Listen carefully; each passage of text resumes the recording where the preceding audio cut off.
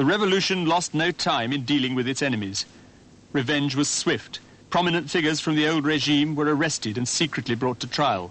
The first executions to be announced, only 3 days after the revolution's triumph, were those of the former head of the secret police and 3 other generals. No one felt secure. Power was in the hands of innumerable revolutionary comités with no clear chains of command or responsibility. Well, they have powers in their particular limited areas. But again, as happened last night, when we had people break into my house and take everything out of it, £100,000 worth of carpets. I mean, people wandering in from over the boundary. It's as if one mafia is poaching on another mafia's territory. And when you telephone the central mafia to tell them about it, they say, well, you're a bloody fool to have let them in, aren't you? And the executions continued. The young men who held the guns, and therefore the power in the new Iran, were mostly self-appointed and remarkably self-assured. If you, to keep the revolution, were sent out to arrest members of your family, would you do it? Certainly. Certainly. Members of your own family? Oh, certainly. Immediate family? Immediate family. Anybody? Anybody. In fact, this occurs quite frequently because members of the committee know their families very well, of course, and they have, in quite a number of cases, they have introduced the Savaki members of their family, as close as uncle, and closest that I've seen is uncle, but we're all ready to introduce even our fathers. So if you were told by another member of the committee that your father had been a Savak agent, you would be prepared to go out and arrest him and know that he would face a revolutionary court and probably be executed? I think so. I think so, because we wouldn't be able to not to do it. It's not, we believe so much in this revolution, in all sincerity, that in the unlikely event of such a thing happening, I think we would do it.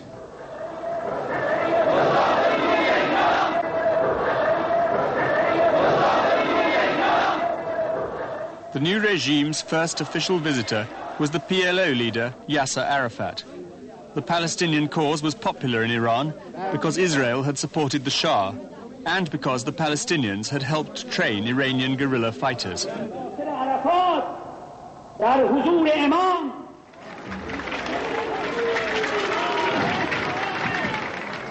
Arafat was welcomed by Ayatollah Khalkhali, a revolutionary judge who boasted of the number of drug peddlers and agents of the old regime whom he had had executed. Khalkhali promised death to every member of the Shah's family, a message that went down well with the crowd. Side by side in the crowd were the different groups which had helped to make the revolution. Air Force technicians who had first distributed arms to the people, Marxist and Muslim guerrillas, and Kurds from the mountains of western Iran.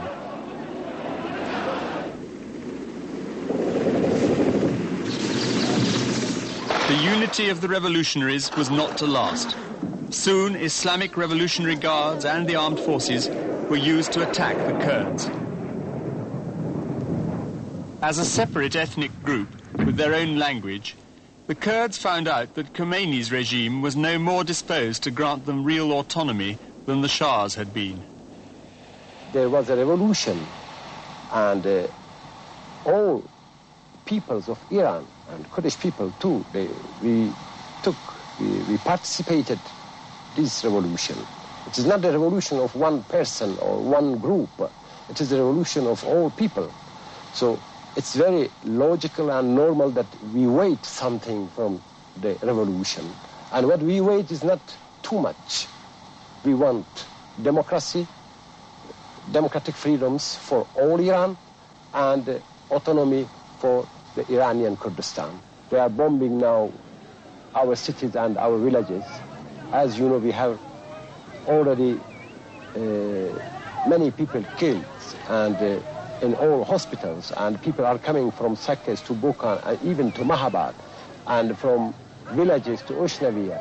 We have already about 40 or 35,000 refugees, if I can use this expression. The Kurds were not the only ones at odds with the new regime. Many industrial workers were unemployed. خواسته ما هم این هست که از آقای رئیس رادیو تلویزیون ملی ایران که بیان از ما بپرسن و صدای ما را پخش بکنن که تمام سرتاسر کشور ایران برادرهای کارگران بفهمن که ما دردمون چیه و چه میخواهیم، کجا میخواهیم بریم، که ما را ضد انقلاب دیگه معرفی نکنن، که ما کار میخواهیم در وله اول، که کشور را با بازوی خودمان سالهای سال آباد کردیم، حالاش هم میخواهیم با بازوی خودمان کشور را آباد بکنیم و ما مزد بدن، ما برای کشور کار کنیم. People who had gone on strike during the revolution on Khomeini's orders were still without work and still unpaid. Many factory owners had fled and the country had sunk into economic chaos. Marxist groups, the workers marched to the Justice Department demanding their rights. After an 8-day sit-in, their leaders were arrested by revolutionary guards. The workers themselves were forced to go home. An unemployed plasterer describes his family's suffering. اسم بنده بختیار شهرتم عبداللهی معروف به نماینده کفساب. البته سوالی که شما مطرح کردید مشکلات شما چجوریه؟ الان مشکلات ما را جلو چشم خودتون دارید میبینید، چون من صاحب 5 تا بچه. Ayatollah Taleghani, the most liberal of the religious leaders, had the support of the Mujahideen, the left-wing Islamic guerrillas, as well as of secular groups for which democratic freedom was the main objective of the revolution.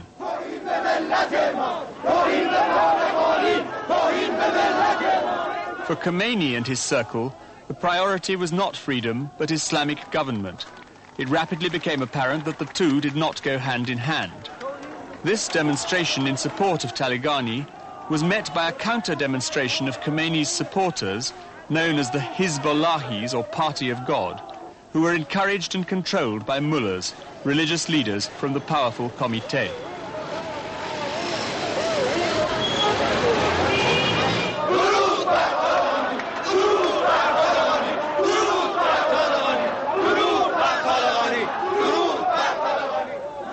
The liberal Ayatollah Taleghani went on strike as prayer leader of Tehran in protest against arbitrary arrests by the new regime.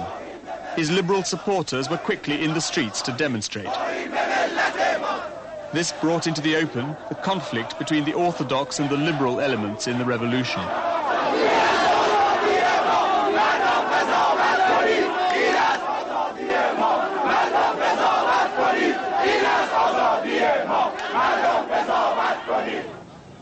The newspapers soon found themselves under strong pressure to toe the orthodox line laid down by Khomeini.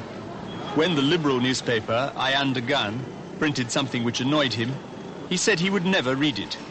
The newspaper appeared with blank space on all but the front page in protest against this attempt to intimidate its workers. Karim Sanjabi, a major political figure in the revolution, resigned as foreign minister because he found the government powerless to control events. The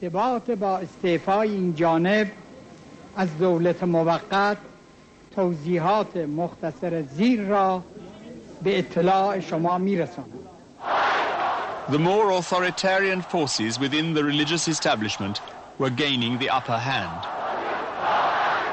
In August, the National Democratic Front, representing the liberals, clashed with mobs of Hizbullahis, Islamic extremists organized by the regime.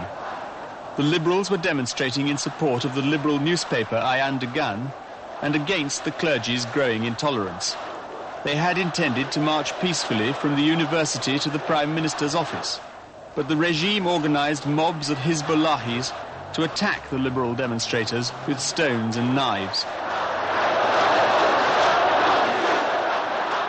For once in their lives, the liberal intellectuals tried to fight back against the violence of the Hizbullahis, but in vain. They were not skilled street fighters and they were not armed. They stood little chance against the organized, fanatical thugs.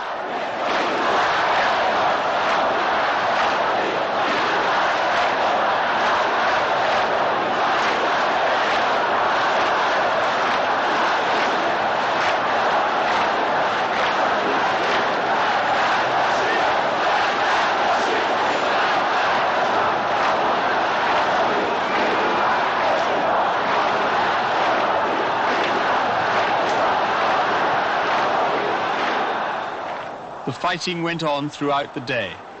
3 people were killed and 40 injured.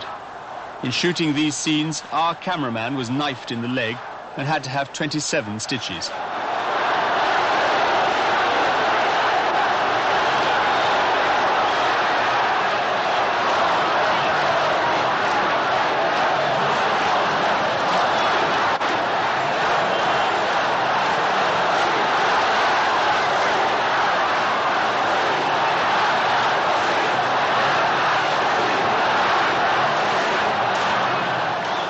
The official sponsorship of the Islamic thugs became obvious later in the day.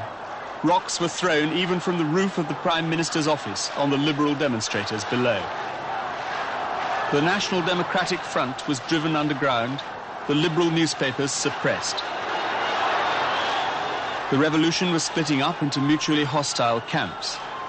But an event on November the 4th enabled Khomeini to regain the initiative and rally the country around him in a confrontation with the United States.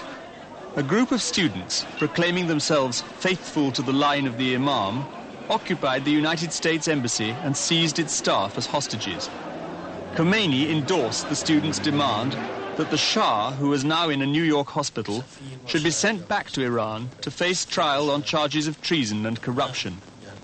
Diplomats in any country are supposed to be diplomats, not criminals or spies. If they commit acts of espionage or try to destabilize the government, then at that point they're no longer diplomats. This is what our people have done. They've taken a certain number of